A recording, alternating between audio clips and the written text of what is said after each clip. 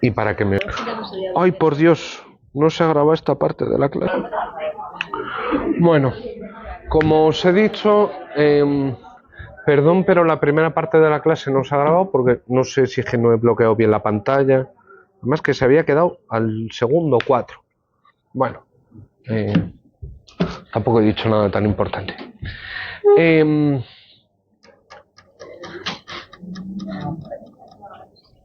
Para la práctica de mañana, ¿qué parte del libro habría que leerse?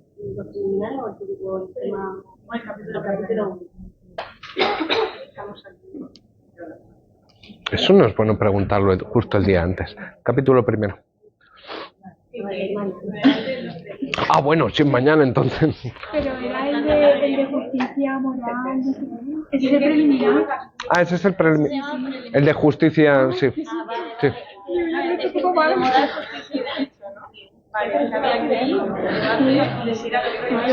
Moral, justicia y derecho.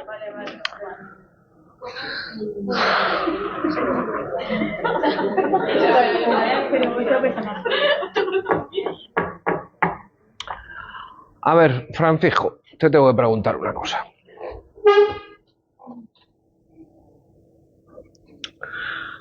No el DNI, pero Francisco. La decisión, ponte que finalmente, no sé si ha sido audiencia provincial, Tribunal Superior de Justicia, da igual. Date cuenta, pongámonos en el caso de que finalmente decide aplicar completa la atenuante de excesiva duración del proceso, ya sabes tú quién es, ¿verdad? En el caso de unos empresarios que hace 10 años se dedicaban a prostituir menores, que ha habido hasta manifestaciones enfrente del Tribunal Superior de Justicia, ahí al lado del río. Yo te pregunto, la decisión de aplicar o no aplicar esa eximente de manera completa, ¿tú dirías que es una decisión que depende de las reglas de la lógica? Sí. Los presupuestos que decide la norma, comprobamos que hemos hablado de lo de la ventana, que podría ser a lo mejor más restrictivo a la hora de ver o sea, tienen los requisitos o cumple los requisitos que necesitan, entonces se daría que no los cumple, ¿no? Sería una lógica muy básica.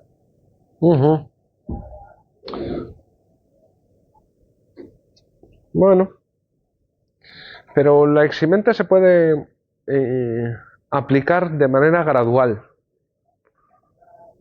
¿Tú dirías que la decisión respecto de qué grado se debe aplicar esa eximente, esa también es una decisión lógica? No, yo creo que ahí ya no iríamos a la decisión, lo que sería moral derivada para poder establecer en qué caso no se llega a dar uno u otro, entonces establecería como un tercer punto lo que sea del legislador, y tú al interpretarlo y regularlo, darías como una norma derivada, podría darse eso. ¿Cómo que al interpretarla? Claro, si a mí el legislador solo me ha dado una forma de aplicarla, pero veo que no sea de todo, en este caso, de una definición completa, que era una parte, pero no todo, le daría solo esta parte, y el legislador no dice nada y no me impide hacerlo, podría hacerse, ¿no? Y de ese momento tendríamos dos formas de hacerlo, o si lo ha hecho se te pone completa, si no lo ha hecho no lo pones completa, y si lo ha hecho a mitad se te pone a la mitad, que ahí sería lo que generaría el tribunal, no sería eso. Bueno, en unos casos sí, en otros no, por decirlo así. En unos casos la decisión sería lógica, en otros no sería lógica. Bueno, oye, ¿y si nos encontramos con la situación, no sé,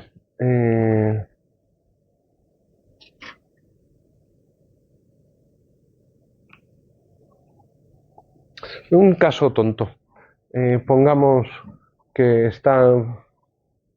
tenemos una norma que nos dice prohibida la entrada de animales en el campus, como está en la puerta, y alguien se presenta con un perro lazarillo. La decisión, no sé, pongamos que el rector dice, no, hombre, en ese caso, ¿ahí la decisión también es lógica? Pregunto.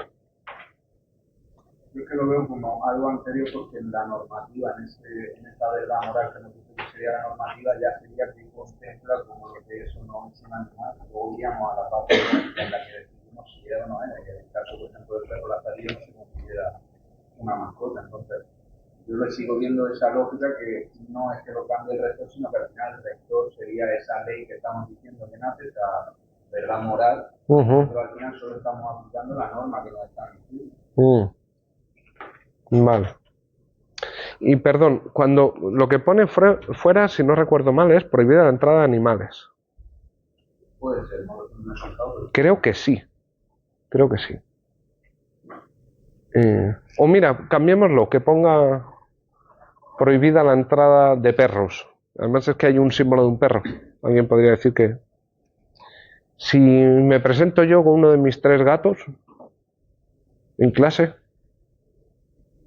pues los dejo en el despacho. Menudo el día a día. Ahí yo creo que tendríamos que ver lo que se llama una interpretación teleológica de ver verdaderamente si fue por los perros o fue realmente que quería decir todos los animales, pero puso los perros el legislador, ahí ya. Pero esto es una operación lógica, el buscar. Ya no sé si yo supongo no sería lógica porque ya estaríamos buscando una voluntad de mente. Y eso no tendría por qué regirse por la lógica mía personal o la regla de la lógica. Así que, al menos, no todas las decisiones están fundamentadas en la lógica, o pueden decir que son rigurosas en cuanto aplican la lógica. No pueden ser no lógicas, pero sí rigurosas porque sigan lo que sería las normas que tienen que hacer, como por ejemplo en Corea del Norte, que pueden sacar ciertas normativas que pueden no tener lógica para nosotros por el propio sistema. Pero No, ojo que ahí estás empleando lógica en otro sentido. Estás empleando lógica como sentido común o racionalidad. Lógica entendido como conjunto de reglas, que puedes derivar una serie de verdades a partir de otras, como vimos la semana pasada. Yo lo que te digo es, siempre que tenemos una norma, si tenemos unos hechos que encajan con la norma, la decisión es siempre lógica. Podemos decir que se produce esto, que tenemos un sistema. Siempre y cuando la forma de interpretación esté recogida en una norma, se podría decir que... Siempre que la forma de interpretación explica eso.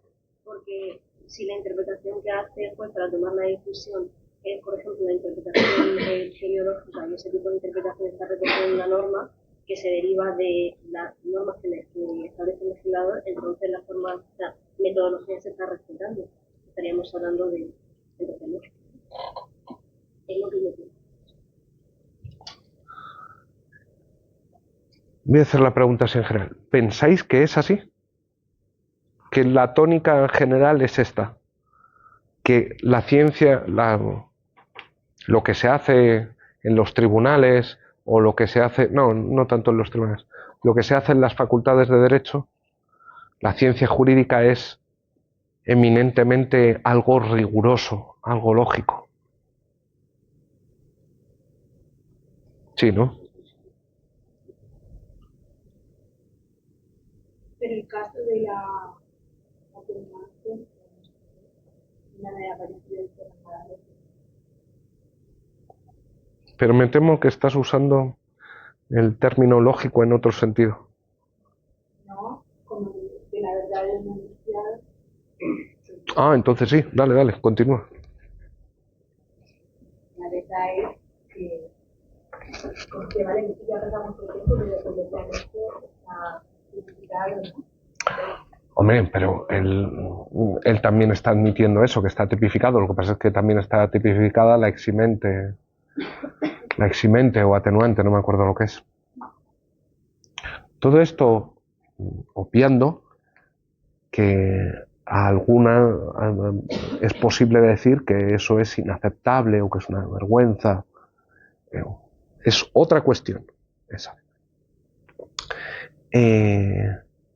Y si yo os digo que la tesis generalizada es que la ciencia jurídica no es una disciplina científica en el sentido de rigurosa, porque aplicar reglas de la lógica lo hacen más bien poco, y ahora voy a tratar de justificar por qué.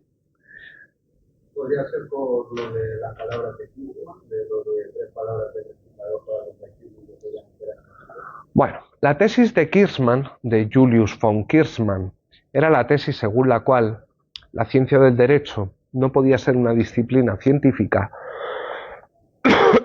por una razón. Decía Kirchmann, las ciencias de verdad tienen objeto o tienen por objeto cosas que son inmutables, como por ejemplo la geología, las piedras. Las piedras no cambian con el tiempo, mentira, claro que cambian, pero bueno, las piedras. ¿Qué tendría que hacer la ciencia jurídica para ser una disciplina científica? Pues tener como objeto de estudio algo que sea inmutable en el tiempo. ¿Y qué es inmutable en el tiempo? Decía Kirchmann. El derecho natural, las verdades morales objetivamente correctas. Pequeño problema, que tenemos algún problema para saber cuáles son esas verdades morales objetivamente correctas, pero eso es otra cuestión. Mirad, la interpretación está regulada en el Código Civil, ¿verdad? Sí. ¿Os han contado algo sobre la regulación de la interpretación del Código Civil? Sí, en civil. Sí. ¿Quién os da civil? Vale, perfecto. Mirad, si hay una parte creativa de la labor de los juristas, es la interpretación, en la que básicamente somos capaces de inventarnos, no digo cualquier cosa, pero sí casi cualquier cosa. Mirad, llevamos 2 milenios en un trabajo, en un business, que consiste en defender intereses parciales en el sentido de una parte, y a partir de ahí hemos sido capaces de generar múltiples interpretaciones de un solo texto. Esto de un solo enunciado. Esto lo veremos en su momento, más adelante. Pero lo que me interesa, más allá del problema de la interpretación, que sería otra cosa, cuando nos encontramos frente a casos como el de la eximente completa por la dilación indebida, hay en muchas ocasiones lo que se hace es decir, esto es inaceptable aplicarlo. Y los tribunales lo que hacen es no aplicarlo. Y hay muchas veces que más allá del proceso de interpretación dicen, mira, lo que se seguiría lógicamente de esta norma es que el imputado salga libre o salga culpable o lo que queráis. Y entonces es cuando empieza la parte, no sé si divertida, interesante, la parte no lógica. Y en esa parte no lógica es cuando empieza el pero, esto es inaceptable, pero existe alarma pública, pero... Os pongo un ejemplo tonto. ¿Sabéis cuándo está permitida en el ordenamiento jurídico español la prisión preventiva, verdad? Riesgo de fuga, destrucción de pruebas o...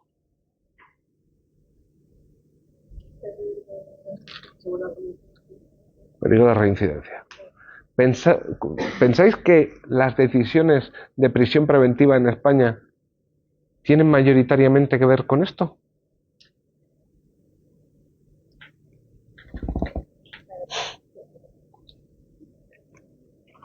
Ni en España ni en prácticamente ningún lugar del mundo. Hay determinados tribunales que by default, a menos que tengas buena pinta, seas más bien tirando a blanquito, y tengas dinero, las cosas como son, la prisión preventiva es by default.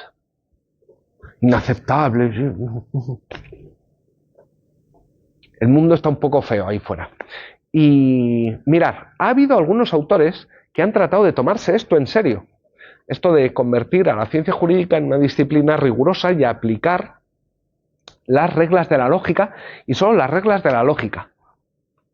Son 4 mataos. 4. Igual 5.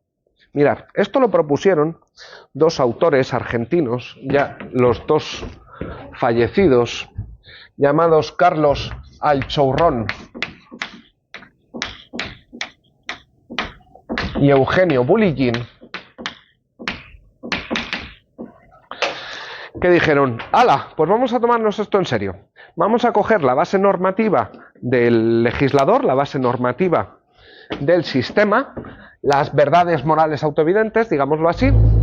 Ellos no veían ningún problema con la interpretación. Usamos las reglas de la lógica y derivamos una serie de normas, no primarias, sino derivadas o secundarias. Esto no lo hace nadie. Solo esto, como actividad, no lo hace nadie. Nadie. Nadie. De estudiar una parte del ordenamiento así, para ver sujetos singularmente.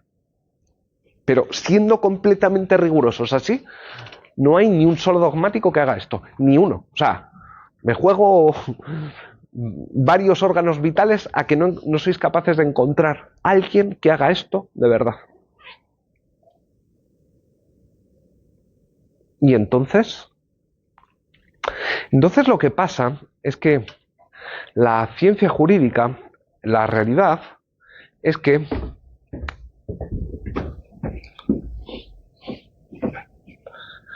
no es, desde luego, algo en el que todo valga. No, no es una disciplina en la que puedes decir cualquier cosa. Pero si pensamos en caracterizarla en tan rigurosa como las matemáticas, la respuesta, o la lógica, la respuesta es no. Claro que no. De hecho, ha habido mucha gente que ha dicho que una ciencia jurídica de este tipo no serviría absolutamente para nada. Es más, ha habido autores que han dicho que la pregunta acerca de la cientificidad de la ciencia jurídica en realidad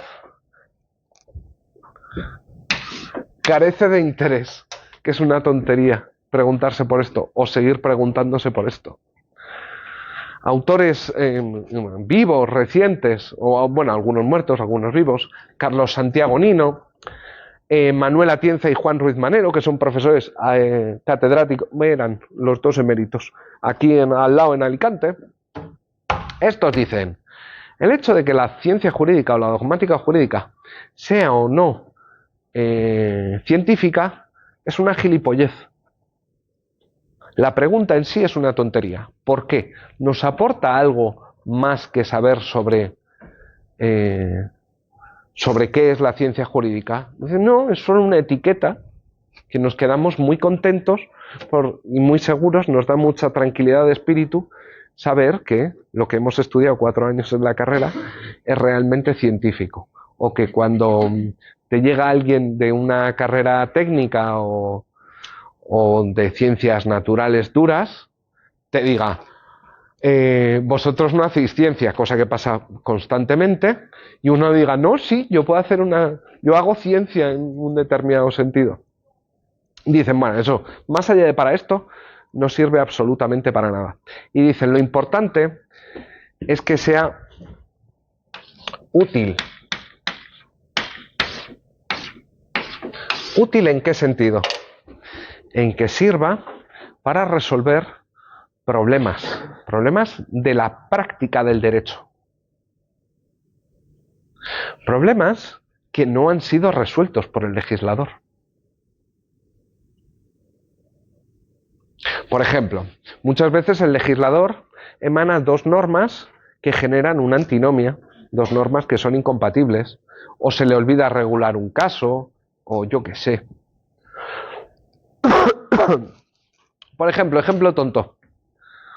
No existe, me corrijan las personas que saben de estas cosas. No existe en la normativa de la facultad una norma que habilite al delegado del año pasado a seguir ejerciendo sus funciones hasta que se elija nuevo delegado. Resultado que hay un periodo en el que se tienen que tomar decisiones y convocar a los estudiantes o convocar votaciones en las que no hay nadie competente para hacerlo. ¿Cuál es la práctica? Que de hecho se prorroga el mandato del anterior. O eso o el caos. ¿Sí? Te dice, la ciencia jurídica tiene que ser útil sobre todo. Bueno, lo de que la pregunta de la cientificidad sea una tontería, sinceramente, me río yo de Manolo Atienza y de todos sus amigotes. A ver, la pregunta sobre si algo es científico, sobre una disciplina es científica o no, desde luego tiene un carácter emotivo muy fuerte, en el sentido de que si dices que haces ciencia, parece que estás haciendo algo bueno, que dices que no haces ciencia y entonces parece que estás haciendo, no sé, astrología o haciendo tarot, no sé. Pregunta, ¿ustedes se ponen enfermos? ¿Sí? No sé, se empiezan a sentir fatal, fuertes dolores de cabeza, mareos. ¿Qué hacen?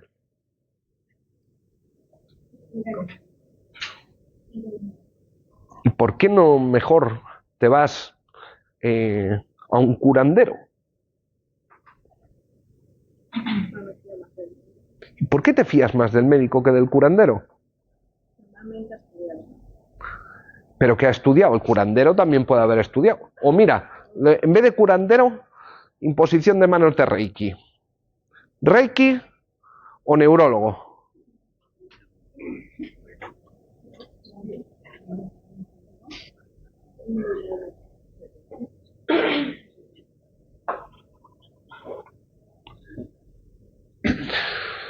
Yo es que soy más de neurólogo, perdonadme. O sea, sí, me fío más de él. No tanto porque haya estudiado mucho, a lo mejor él o la de Reiki se ha pegado una jarta a estudiar Reiki. No sé si puedes estudiar mucho Reiki o poco. Pero lo que a mí me importa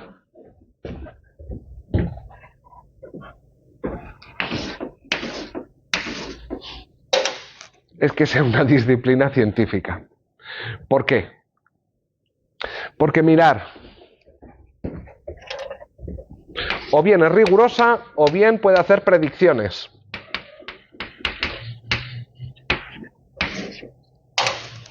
Y claro, dentro de las predicciones me fío más de las científicas. ¿Por qué? Porque han sido contrastadas más veces con método científico. Claro, no sé cuántas veces se ha comprobado que la imposición de manos de Reiki te soluciona un tumor cerebral. Pero sé o soy capaz de encontrar dónde están publicados los estudios de que determinado tipo de operación hace que te mueras o que consigan quitarte el tumor y volver a vivir, o no quedarte ciego o alguna mierda así. Mirar, dicen, tiene un valor emotivo lo del sello de cientificidad. Claro, nos ha jodido. Pues, o sea, ¿qué pasa? ¿Que nos fiamos, yo qué sé, con todo el respeto, de un albañil para construir un avión? No, hostias, me fío de un ingeniero aeronáutico que sepa un huevo de matemáticas y física. ¿Por qué? Porque si no hace ¡bomba! Y que se me caiga una pared encima, pues feo está.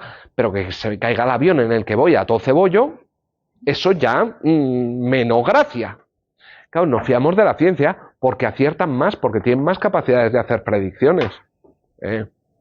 Así que la pregunta acerca de si la ciencia jurídica es una disciplina científica o no, no es tan baladí. Bueno, ha habido autores que han dicho que desde el punto de vista de la teoría de la ciencia jurídica, desde una perspectiva descriptivista, hay algunos que han dicho que sí, que el derecho es una actividad científica, la ciencia jurídica es una actividad científica. Pero son pocos. Y casi todos han dicho que no, que se puede convertir en científica, pero que al estado actual no es científica. Y esto es la realidad actual. La mayoría de autores, algunos criticándolo y otros defendiéndolo y diciendo que lo importante es que sea útil, sea científico o no, han dicho que bueno, es que en realidad la ciencia jurídica lo que hace, lo que harían vuestros profes es prescribir, vamos, inventarse normas. Cuando llega el de constitucional y os dice la amnistía está prohibida porque no hay una norma de competencia, a ver, no solo está inventando todo, pero ¿qué es lo que te ha metido así entre los papeles? Te ha dado varios papeles a firmar y entre medias te ha dicho el sistema de competencias está clausurado. ¿Y tú qué has hecho? Te lo has comido enterico, para adentro, sin darte cuenta. Hacer ciencia jurídica va mucho de esto. Mucho de esto. De entre tres verdades o entre tres cosas que sí, te meto la que no. Y el paquete completo. ¿Sí? Mirar, desde un punto de vista ya no descriptivo, sino prescriptivo,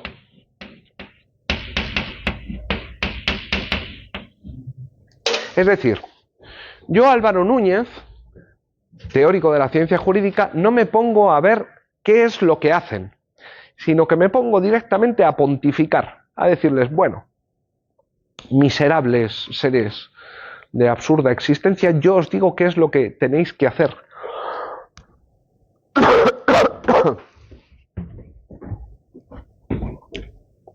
Y bueno, las opciones son dos. Yo puedo decirle a los científicos del derecho, al de procesal, al de civil, al de penal, al de constitucional, oye, estaría bien que os limitarais a describir. Vuestras opiniones morales, fuera. No me intentéis meter normas de colaillo. Si hay una laguna, ¿qué es lo que tenéis que hacer? Pues decir que hay una laguna. No poneros a decir, no, y esto lo podríamos... No. Las opiniones te las metes en el bolsillico. Sí, calladito está más guapo. O por lo menos, si das opiniones, deja claro que son tus opiniones. No me vengas a decir que hay un principio implícito ahí por dentro. Por ejemplo, me gusta chinchar al profesor Ignacio González. Vamos a chinchar un poco al profesor Ignacio González de Constitucional. El profesor Ignacio González de Constitucional últimamente, viene sosteniendo la tesis de que en la Constitución española hay una cláusula de intangibilidad, esto sabéis lo que es, imposibilidad de reformar, hay una imposibilidad de reformar el artículo, que no me acuerdo qué número es, relativo a la unidad de España. Dice, ni por el procedimiento de reforma agravado se puede porque esto constituye la esencia misma, lo que está... El fundamento del fundamento de la Constitución. Y utiliza los debates parlamentarios de la Constituyente, un montón de cosas. Y a mí siempre me gusta preguntarle lo mismo. Le digo, oye, ¿y dónde lo pone eso en la Constitución? Una pregunta tontorrona. Digo, ¿te importaría decirme en qué puto artículo de la Constitución pone que hay cláusulas de intangibilidad? Y entonces me gruñe.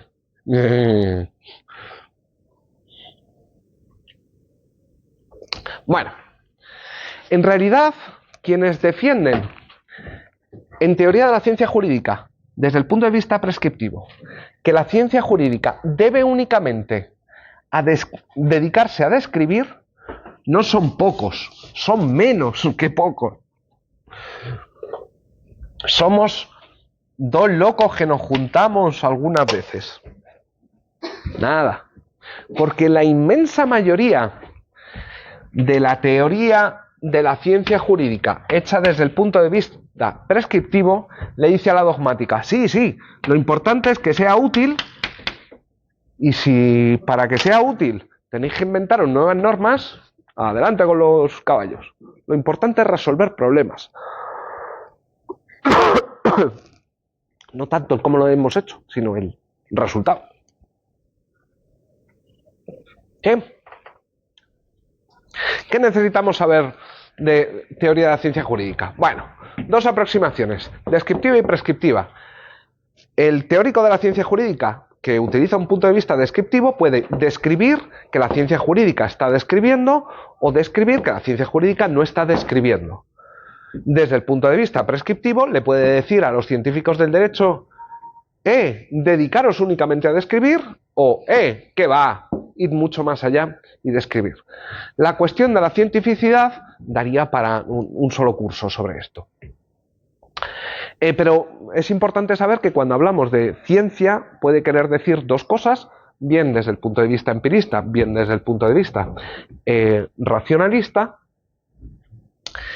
que uno implica, el empirista, que una serie de enunciados sintéticos verdaderos, enunciados cuya verdad podemos comprobar mirando el mundo ahí fuera, pero no únicamente esto, sino que para que una disciplina sea científica, en este sentido empirista, le pedimos también capacidad de hacer predicciones, ¿sí? De formular leyes de cobertura o leyes científicas que sirvan para predecir que los gorriones emigrarán en septiembre, ¿sí? Desde el punto de vista racionalista, en contra, una disciplina va a ser científica si tiene si está compuesta por un conjunto de enunciados analíticos verdaderos, a ser posible. ¿Solo por un conjunto de enunciados analíticos verdaderos? No. Conjunto de enunciados analíticos verdaderos más un conjunto de reglas metodológicas o reglas de transformación. En este caso hemos puesto las de la lógica, y el resultado de aplicar esas reglas de la lógica a los enunciados originarios o primarios. Y así, sorpresa, sorpresa, lo que hemos creado es un sistema lógico-deductivo, que en realidad tiene más importancia de lo que parece. Pero yo creo que con que sepamos esto de teoría de la ciencia jurídica, vamos daos. Así que podemos pasar a la siguiente patita de la tripartición bobbiana. ¿Cuál es la siguiente patita? La siguiente patita es la filosofía política.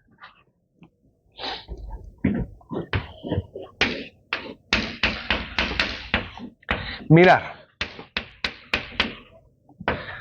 Dentro de la filosofía del derecho hay, de hecho, una gran división. Esto no hace falta que lo copiéis. Hay una gran división. ¿Por qué? Porque es como si hubiese gente que pensase que la filosofía del derecho deben ser solo estas dos cosas, y otra gente que pensase que solo debe ser esto. Y además con cierta mala leche, porque estos dicen que estos son poco rigurosos y estos dicen que esto no sirve para nada.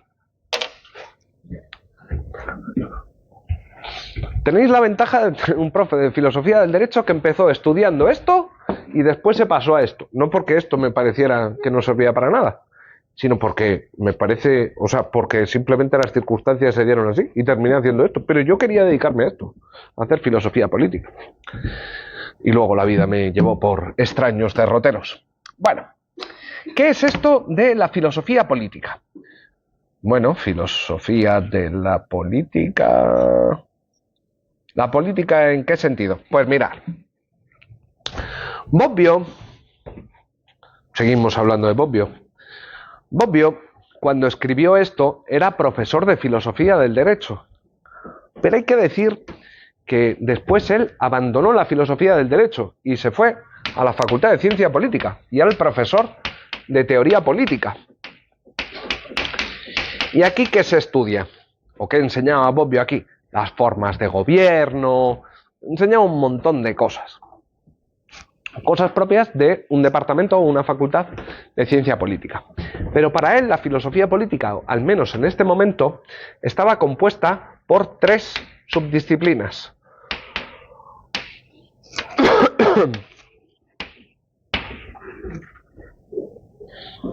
Mirad, la primera de ellas es la metaética.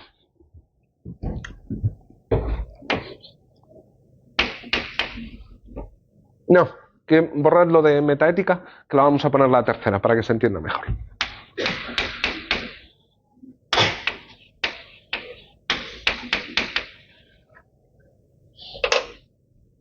La primera va a ser filosofía política positiva. La segunda, filosofía política crítica. Y la tercera, ahora sí, metaética.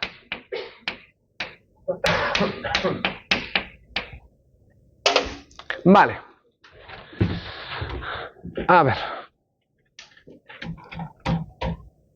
¿Cuántos de ustedes están a favor de que no exista en la región de Murcia un impuesto a las grandes fortunas y que no haya prácticamente, o que no exista el impuesto de sucesiones, porque está bonificado a tasa cero? Pueden levantar la manica, no se asusten, no les voy a querer más ni menos. ¿Quiénes piensan que es una mala idea que exista esto? Oye, a ver, no podéis suscribir las dos tesis a la vez. He dicho, en la primera, ¿quién está de acuerdo con que no haya? No, bueno, entonces he sido yo, que el moco me está subiendo al cerebro. Bueno, ¿y quiénes defienden la tesis opuesta? Que se debe pagar impuesto de patrimonio e impuesto a las grandes fortunas. Sociata, comunista. No eres el único. Bueno, creo que sí. De hecho. Bueno, mirad, ¿qué hemos hecho aquí? Hemos hecho una descripción acerca de cuáles son las opiniones políticas dominantes en un determinado conjunto de personas. ¿Sí? Eso es la filosofía política positiva. La filosofía política positiva consiste, al fin de cuentas, en describir cuáles son las opiniones políticas dominantes. Esto, por mucho que Bobbio lo incluyese, esto no lo hacemos nosotros ni en broma, la filosofía del derecho. Esto tampoco lo hacen los filósofos políticos puros, los que están en las facultades de filosofía. O sea, a ver, si lo hacen, por ejemplo, cuando hacen historia del pensamiento político. Ahí sí, porque ahí tratas de dar cuenta de qué es lo que se pensó o qué pensaba determinada gente en un determinado lugar. Pero así, contemporáneo, lo pueden hacer los sociólogos, ¿sí? Pero cuando alguien piensa en filosofía política, no está pensando precisamente en esto. Está pensando en la segunda opción, filosofía política crítica, ¿sí?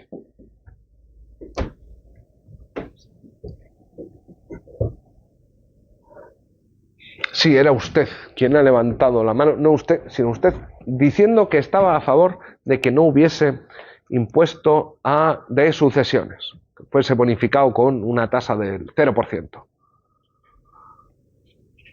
¿Por qué esto le parece bien?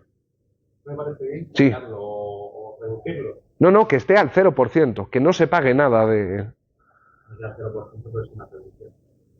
¿Cómo? Que no sé si al 0% para esto, pero una reducción sí. Hombre, una reducción respecto al 0% no puede ser más reducción. No. No sé cuánto haremos al impuesto. Rosco. Sí. Si no estoy mal informado, rosco. Que no se paga sucesiones en cristiano. Uy. ¿Alguien que esté de acuerdo que esto sea el 0%? Que no tributen las... las herencias. ¿Tú estás de acuerdo con que no tributen las herencias? ¿Por qué? Pues, a ver, varios motivos, ¿no? Pero Venga.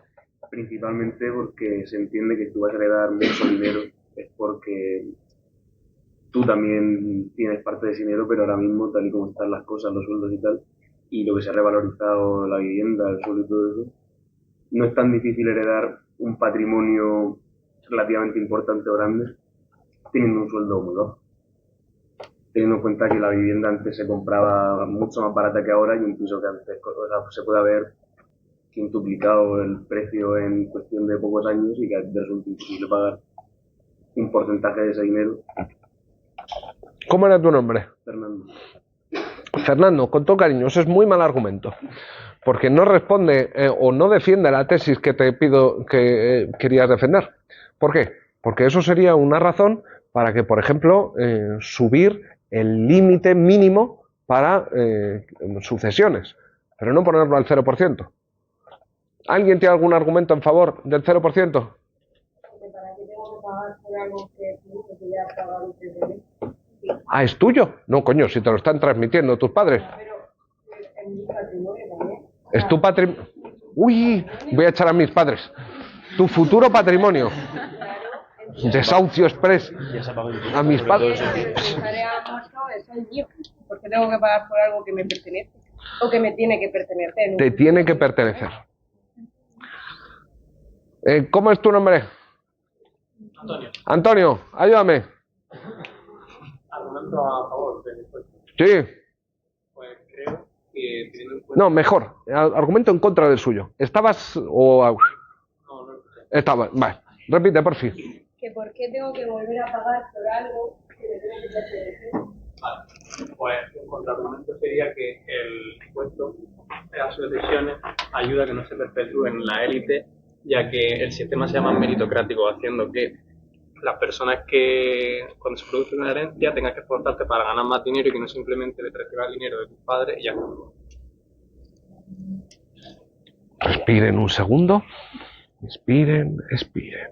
Antes de sacar las mazas, los puños americanos y los pinchos.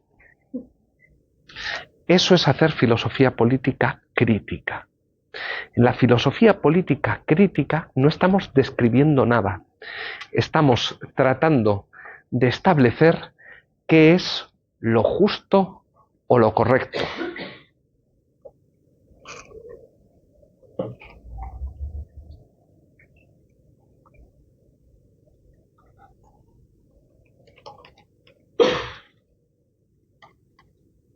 ¿De qué van nuestras prácticas? Exactamente de esto. Pero, sorpresa, sorpresa, vamos a tratar de ser muy rigurosos. ¿Por qué vamos a tratar de ser muy rigurosos?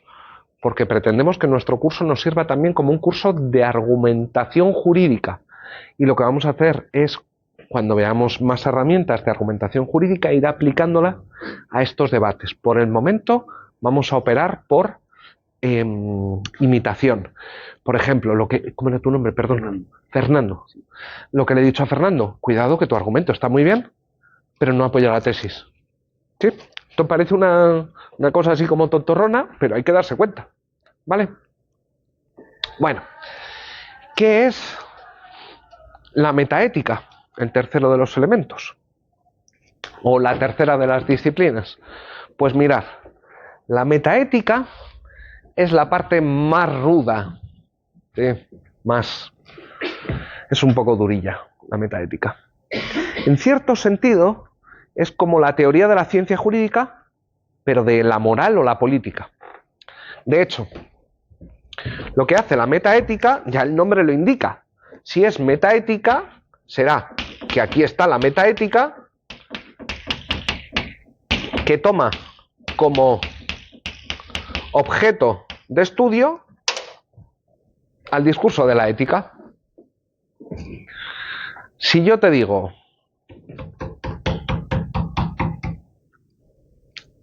está mal pensar o está mal tributar o obligar a tributar a la gente por por recibir lo que, como decía vuestra compañera, ¿cómo era tu nombre? Verónica. Como decía Verónica, lo que ya es mío o va a ser mío.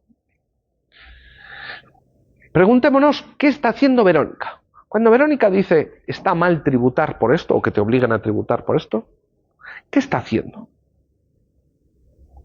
¿Está expresando emociones? Bueno, os acabáis de cepillar a una de las grandes corrientes del siglo XX llamada expresivismo, que sostenía que este tipo de juicios lo único que hace es expresar emociones. ¿Sí? O emotivismo. Otros podrían decir que Verónica, cuando dice está mal hacer tributar a la gente por esto, Verónica lo que quiere decir no es está mal, ¿qué significa? Verónica en realidad lo que está diciendo es debería no ser obligatorio. Y esto es el prescriptivismo. Cuando yo digo que algo está bien o está mal, en realidad lo que estoy queriendo decir es prohíbanlo, obliguen a que sea así. ¿Sí? Una cosa u otra.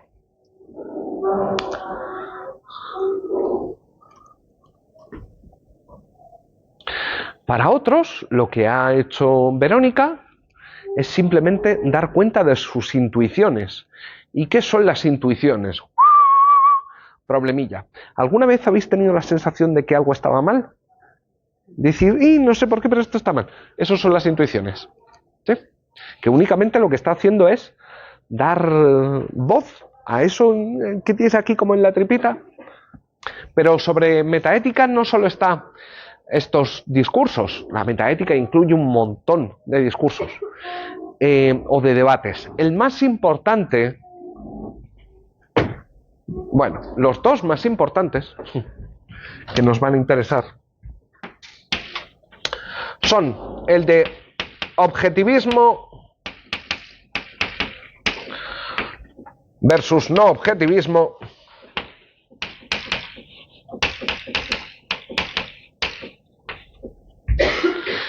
y el del universalismo. No, en realidad van a ser tres: universalismo, particularismo, y con esto termino. Y el tercero, que es deontologicismo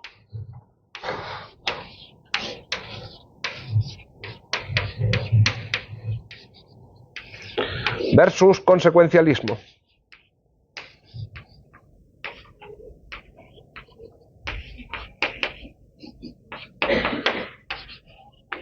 Mañana, en la hora de clase teórica, os cuento en qué consiste esta triple división. La pondré mañana: objetivismo, no objetivismo, universalismo versus particularismo, deontologicismo, es horrible el término, lo sé, versus consecuencialismo. ¿Vale? Sean buenos, felices. Gracias.